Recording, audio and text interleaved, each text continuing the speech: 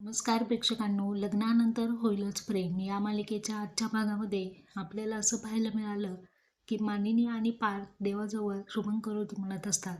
इतक्यात त्यांच्या घरची लक्ष्मी म्हणजेच काव्या पुन्हा घरामध्ये येते. आल्याबरोबर देवाला नमस्कार करून ती मानिनीचे सुद्धा आशीर्वाद घेते. तिच्या चेहऱ्यावरती आनंदी भाव असतात. आता ती प्रसाद घेऊन पार्थला देऊ लागते. इतक्यात रम्या तिथे येते आणि तिला नको नको ते बोलू लागते. परंतु तिला सडेतोड उत्तर देत हात फिरगाळत काव्या तिचं आणि वसवात्याचं तोंड गप्प करते. काव्या म्हणते की रम्याच्या डोक्यावरती अक्षदा मी स्वतः टाकेन आणि या घरातून हाकलून देईन. असं म्हटल्यानंतर त्या दोघी शांत होतात, तिथून निघून जातात.